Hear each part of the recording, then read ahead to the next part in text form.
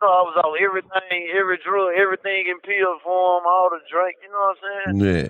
Like just to completely sober me. It's like I'm trying to, my vision ain't clouded no more. Like I'm going forward, going towards my full potential. Man T.I. walked out of federal prison in October 2025 after 3 years locked down for shooting 2 men during a Miami deal gone bad, but freedom might be colder than that cell ever was.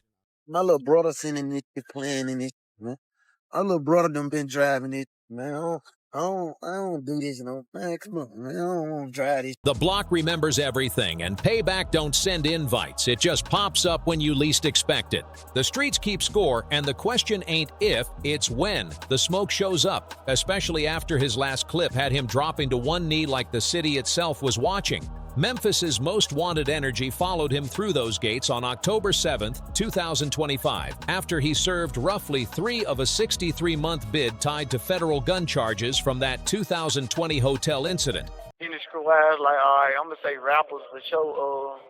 You got me, they're like really taking their time out to sit down and write, like, good men like Lil Baby, you know what I'm saying? Okay. Dirk, this overstood. This like, bruh, like, you know what I'm saying? He ain't missing a beat outside. Yeah, y'all familiar with Don Tripp? Yeah, I know Don Tripp is. Don Tripp, Starlito. Don Tripp just wrote me a letter the other day. Facts, not rumors. The Memphis rapper, born Trell Donald Williams Jr., caught early release off good behavior credits and First Step Act cuts, shaving close to 2 years off a projected July 2027 outdate, which is a serious swing in time served. Within hours, he linked with Memphis associates K Carbon and Big 30, sliding straight into a studio session signaling he's back in album mode instead of throwing a wild party that could draw the wrong eyes or the wrong ops. Smart move, no cap. Still, the chatter turned heavy fast because the same 2019 to 2021 run that boosted his name also stacked him enemies, from sharp-tongued lyrics to real-life friction that spilled past the mic. I talked to your father, my boss, one day. He called me. He was like, because I check on you all the time. I was like, what's up with Pooh? He was like, man, Pooh locked down a couple cats that got killed in the joint. Got killed in Victorville. Coming home means leaving a controlled world for a city that can flip in a heartbeat, where rap beefs mutate into real danger and headlines turn into memorials if you blink at the wrong time. That's the category nobody wants to be in, because too many artists have been lost to hits, robberies, and ambushes in recent years. Sad but true. His legal slide started October 20th, 2020, outside the Landon Hotel in Bay Harbor Islands, Florida, when a transaction spiraled into an armed robbery and gunfire. No glamour, just chaos. At 21, alongside associate Bobby Brown, he allegedly set up a buy via Instagram for high-end sneakers and marijuana from 2 sellers. Street marketplace turned crime scene in minutes. Williams pulled up in a rented white McLaren 720, reportedly with a Draco AK-47 style pistol, while Brown had a handgun. Then, when one seller allegedly tried to short them, both men drew down and a single round from Williams hit one man in the buttocks and another in the hip. We got shit collecting dust on again. What we doing? I saw my little twin, man. We got shit collecting dust. My little brother sitting in this shit, playing in this, man. My little brother done been driving it, man. I don't do this. Painful but not fatal. They scooped merch and cash, fled north on the Palmetto, and during the getaway, a Louis Vuitton bag with $40,684 fell from the McLaren, recovered by police with shells matching the Draco rounds, which is wild evidence. Surveillance caught the whole timeline, and hours later, Williams posted Instagram stories in the same McLaren flashing cash. Prosecutors called that consciousness of guilt, stacking it with fingerprints, witness statements, traffic cams, and socials to build an overwhelming case. Federal heat came down hard, forcing T.I. into plea talks instead of gambling it all at trial. Prosecutors hit him with a stack of charges on June 29, 2021, including conspiracy to commit Hobbs Act robbery, firearms possession tied to violent crime, and firing a weapon during a violent act. Just one of those alone carried a mandatory 10-year stretch, and the top end? Life behind bars. I was on everything, every drug, everything in pill form, all the drink, you know what I'm saying? Yeah. Like just to completely sober me. It's like I'm trying to, my vision ain't clouded no more. Like I'm going forward, going towards my full potential. Judge Edwin G. Torres wasted no time. He denied bond on July 7, 2021, calling T.I. both a flight risk, thanks to his money and touring lifestyle, and a danger to the community.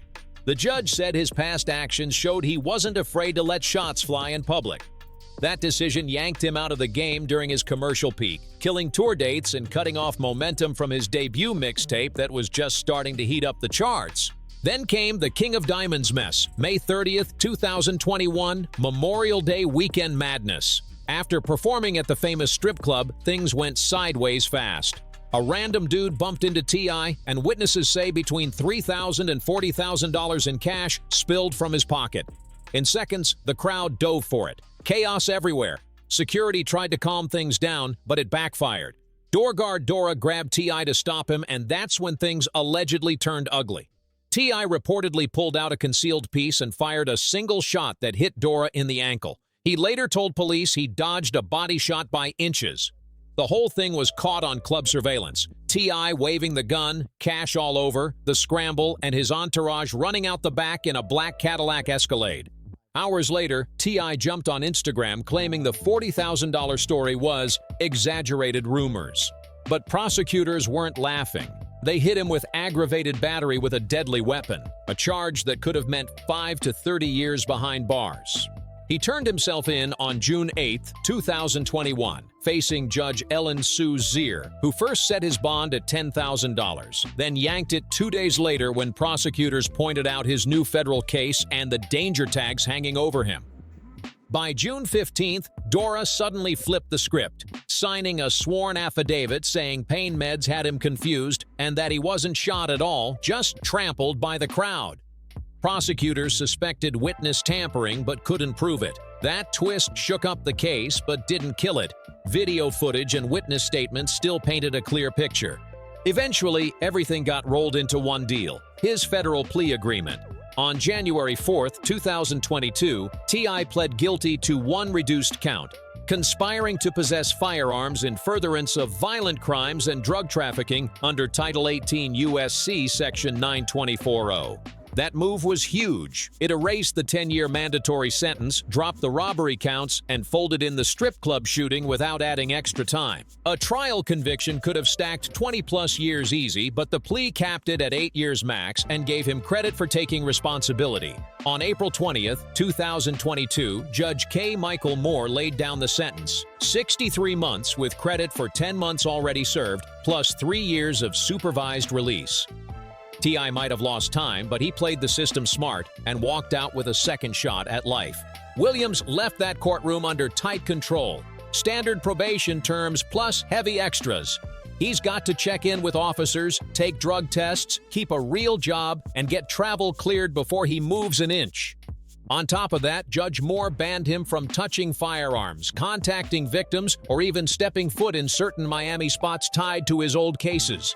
The court also hit him with $156,507 in restitution covering medical bills, lost wages, pain damages, and property loss. Every dollar accounted for. His time behind bars bounced him through multiple federal spots: USP Pollock in Louisiana, FCI Talladega in Alabama, and USP Coleman II in Florida. During those years, T.I. stayed busy stacking up programs that shaved off real time from his sentence, about 15% through good conduct and educational credits. He took the ASVAB, got through First Step Act training that tackled criminal thinking, and even took on recreation yard supervision gigs. All moves that turned his time from dead weight into progress. That 2018 First Step Act was a game changer. It rewarded inmates putting in work to better themselves. T.I. used it to full advantage, earning recidivism reduction credits and fast-tracking his release from July 2027 down to October 2025, almost 2 years off the clock. That's strategy, not luck. He kept close ties with family and a few industry allies through approved calls and visits, using those convos to show how much his mindset had shifted. Gone was the reckless energy. He spoke about responsibility, clarity, and staying sober after years of heavy use. He told people straight up that being forced to dry out inside gave him new vision. "You can't fake clear thinking when you've been locked down this long," he said once. Still, prison wasn't peace. It was chaos at times. T.I. witnessed stabbings, fights, and even deaths across different yards, experiences that burned into his mind and pushed him to stay clean and out of trouble. Even when tension rose, he managed to avoid serious write-ups that could have cost him his early release. Support from the rap world didn't fade either. Big names like Lil Baby, Lil Durk, Don Tripp, Alito, and Gucci Mane sent letters, made calls, and showed love publicly, proving his name still carried weight even while he was locked. His catalog stayed booming too, over 2 billion Spotify streams during his bid. The streets hadn't forgotten. His story, his pain, and his sound still hit different, even from behind the fence. T.I.'s sound was straight Memphis, gritty, bold, and too real to fake. His aggressive lyrics, sharp street storytelling, and melodic bounce pulled in fans hungry for that raw authenticity. His breakout track, Back in Blood, featuring Lil Durk, dropped on November 5, 2020, and blew up like wildfire. 8 times platinum, 1.2 billion streams, and a peak at number 13 on Billboard Hot 100, when Lil Durk opened with the now iconic line, "Pooh Shiesty, that's my dog." But Pooh, you know I'm really shiesty, it stamped T.I.'s identity across the culture. Smart, savage, and unapologetically street. On the 5-year anniversary, November 5, 2025, social media went crazy, celebrating the track that still shakes the block. His follow-ups kept the momentum insane. Shiesty Summer featuring Chief Keef and Lil Durk dropped June 23, 2020, 3 times platinum with 450 million streams, peaking at number 37. Backdoor with Lil Durk hit 2 times platinum and stacked 300 million streams, while the self-titled Pooh Shiesty featuring Big 30 went platinum with 200 million streams, topping out at number 59. Then there was Guard Up with 21 Savage and Lil Durk, another platinum hit with 150 million streams, where T.I. laid out the cold truth about living under constant threat, robberies, setups, and eyes watching every move. His 2021 mixtape, Shiesty Season, flipped the game all over again. 18 tracks deep, mixing certified hits with new fire. It pulled in over 500 million streams, peaked at number 3 on the Billboard 200, and went gold. That sealed his spot as more than just a singles artist. He was album material, a full package heavyweight. Beyond his own projects, he linked up with the biggest in the game. His verse on Drake's Wants and Needs, which peaked at number 2 and crossed 800 million streams, shocked a lot of people. Critics even said T.I. outspit Drake on his own track. Then came Lifestyle with Lil Baby and 21 Savage, a 5 times platinum anthem with 600 million streams, plus Hit Bout It with Lil Baby, racking up another 200 million.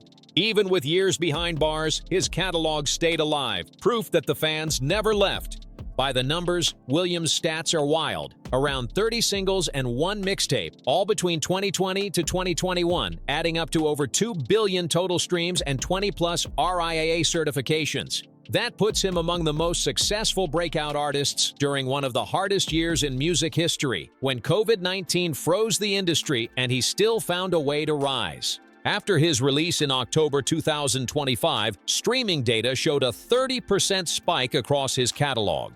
Proof the world was ready for a comeback.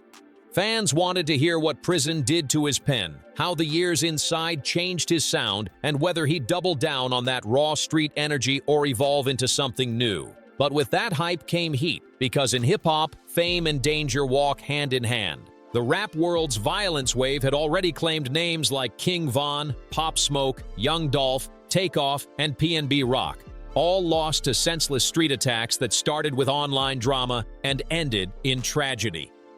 T.I.'s own situation stayed blurry, with no public beefs confirmed during his bid, but the warning signs were there. Lyrics, old posts, and Memphis street politics still circling like sharks. In Memphis, beef doesn't fade, it reloads. Rival crews hold grudges for years, and when shots ring out, the silence after speaks louder than the sirens. Witnesses stay quiet, cops get nothing, and another headline adds to the body count. The FBI still ranks Memphis as one of the most dangerous cities in America. Its violent crime and homicide rates sky high. For T.I., stepping back into that world ain't just a comeback, it's a gamble with his life on the line. The street culture operates according to codes, valuing reputation defense, swift retaliation against disrespect, and violent responses to perceived challenges, carrying existential significance within communities, where reputation determines survival prospects. Williams's rapid rise occurred amid this volatility where newfound wealth, media attention, and street credibility made him both robbery, target, and adversary to rivals, viewing his success as threatening their positions within hierarchies, governing respect, fear, and power distribution. The violence characterizing Williams' legal troubles, shooting 2 men during the hotel incident and allegedly shooting a security guard at King of Diamonds, demonstrated his willingness to employ potentially lethal force when perceiving threats or disrespect. This established reputation serves dual purposes, deterring potential adversaries, recognizing attacking Williams carries substantial violent response risk, while encouraging others, viewing his proven willingness to shoot as evidence that eliminating him would remove a dangerous enemy before preemptive strikes beyond individual beef. Williams faces structural dangers inherent to his demographic position as young, wealthy black man from impoverished Memphis neighborhoods who achieves success through rap while maintaining street connections. Robbery remains constant threat as criminals, specifically target rappers, leaving studios, clubs, hotels, carrying valuable jewelry, cash, and vehicles. This statement suggests Williams recognizes need for lower profile than his pre-incarceration lifestyle, characterized by expensive rentals, heavy jewelry, and public appearances, attracting positive fan attention and negative interest from criminals, rivals, and law enforcement. His reference to preferring Slim over Birdman indicates inclination toward behind-scenes operations. Rather than flashy persona, though, his acknowledgement of getting on Birdman stuff suggests flexibility depending on circumstances. However, stated intentions toward lower-key approaches may prove difficult.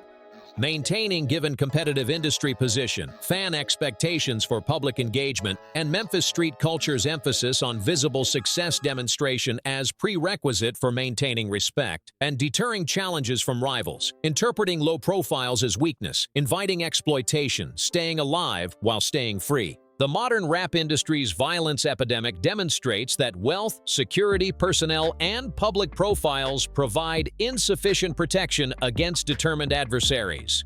King Von's November 2020, death outside an Atlanta hookah lounge. Following altercation with Quando Rondo affiliates, escalated from verbal confrontation to shooting, leaving Von dead and multiple wounded Pop Smokes. February 2020, murder in Hollywood Hills. Rental resulted from targeted home invasion by gang-affiliated robbers who identified his location through social media posts revealing property address. Young Doe's November 2021 assassination in Memphis occurred at Makita's Cookies when gunmen opened fire in broad daylight in Commercial District takeoffs, November 2022. Murder outside Houston Bowling Alley resulted from dice game dispute when he was struck by bullets intended for others. PNB Rock. September 2022. Death at Los Angeles. Roscoe's Chicken and Waffles occurred when robbers entered after his girlfriend's Instagram post revealed location shooting him. Despite compliance, this release into this environment creates immediate danger from multiple threat vectors. His status as recently released federal prisoner carrying substantial street credibility, proven violence, history, and restitution debt makes him attractive. Target Williams must pay $156,000 507 restitution, creating financial pressure, potentially motivating participation in risky activities, including performances at poorly secured venues and association with individuals involved in criminal enterprises generating quick income, but exposing Williams to violence, law enforcement attention, and supervised release violations. His 3 years federal supervised release. Impose restrictions requiring probation, reporting, drug testing, employment participation, financial disclosures, travel permissions, and special conditions, including firearms prohibition, victim contact ban, anger management, counseling, and geographic restrictions. These conditions create technical violation risks, returning Williams to prison without new criminal charges.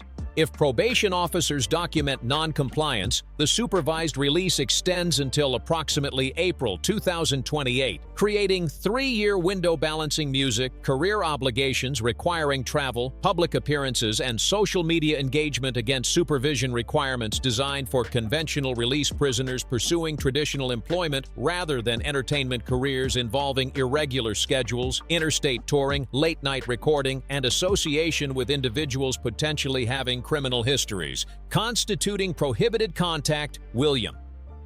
Substance abuse history creates additional vulnerability as admitted heavy drug and alcohol use prior to incarceration might resume under celebrity lifestyle pressures, industry temptations, and self-medication for trauma, anxiety, and depression. Many recently released prisoners experience during reintegration. However, maintaining sobriety outside prison's controlled environment proves difficult facing entertainment industry's substance-saturated culture where drug and alcohol use constitutes normalized social. Williams' strategic approach will determine success navigating threat categories while building sustainable career-generating income, maintaining fan engagement, and establishing long-term financial security. His immediate studio session with K-Carbon and BI-30 demonstrated priorities toward music creation rather than street activities or celebrations, exposing him to violence or law enforcement.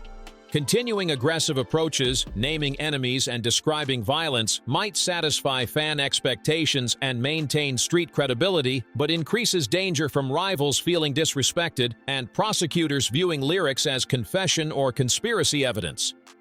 Moderating content toward less specific confrontational material might reduce risks, but could damage authenticity, core fan appeal, and market differentiation in crowded trap music, field where artists compete by escalating violence rhetoric to progressively extreme levels. Williams's criminal history and proven shooting willingness create complications regarding safety and freedom preservation.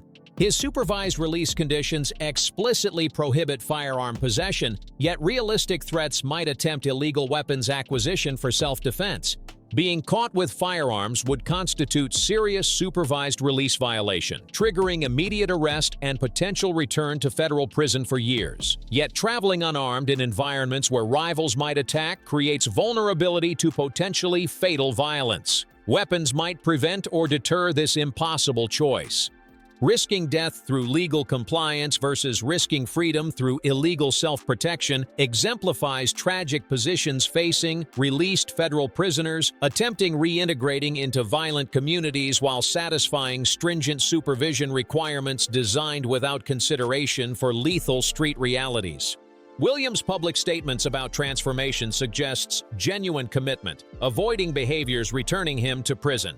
However, maintaining this perspective when facing real threats proves more difficult than abstract commitments made from prison's relative safety. When adversaries issue threats, when disrespect demands response. According to street codes, Williams followed throughout life when financial pressures mount and risky opportunities present themselves promising quick income.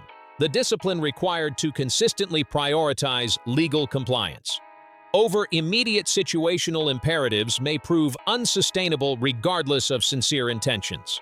The title "PT begs ops to not kill him after his release" suggests desperation and vulnerability that publicly available information does not clearly substantiate. While Williams certainly faces substantial dangers from multiple sources, no verified reports established, he has explicitly begged adversaries for mercy or expressed public fear about assassination attempts following release. However, the title's provocative framing reflects legitimate concerns about Williams's safety given broader rap industry violence context, his specific conflicts and criminal history, and structural vulnerabilities affecting recently released prisoners attempting navigating violent environments while complying with restrictive supervision conditions. Whether Williams has literally begged for protection remains unclear, but dangers facing him are undeniably real and could materialize at any moment through robbery, assassination, or law enforcement action, ending his freedom or life despite apparent intentions focusing on music. Rather than street activities, his 5-year Back in Blood anniversary occurring precisely on this script's composition date creates poignant symbolism, celebrating past success while contemplating uncertain future where Williams must prove whether his expressed transformation represents genuine evolution or merely strategic prison rhetoric, evaporating under freedom's pressures and temptations. Pooh Shiesty stands at the most precarious crossroads of his 24-year existence, balancing on razor's edge between redemption through sustained music, career success, and destruction through violence, incarceration, or death that has consumed countless artists from similar circumstances. His October 7, 2025, released from federal custody, activated countdown clock measuring whether 3 years of forced reflection, sobriety, and transformation rhetoric translates into behavioral changes, sustaining his freedom through the supervised release period, extending to April 2028, or whether street pressures, financial obligations, or mercy lacks verification through public evidence, yet captures legitimate uncertainty about whether his proven violence, willingness deters attacks, or encourages preemptive strikes by rivals, viewing him as dangerous enemy requiring elimination. His fate ultimately depends on choices made in coming months and years as he navigates impossible balancing act between music, career obligations, supervision, compliance, personal safety, and street code expectations that have destroyed numerous others attempting similar transitions. Whether Pooh Shiesty's story concludes with sustained success, demonstrating redemption's possibility, or tragic ending, reinforcing street life's inescapably remains unwritten contingent on daily decisions.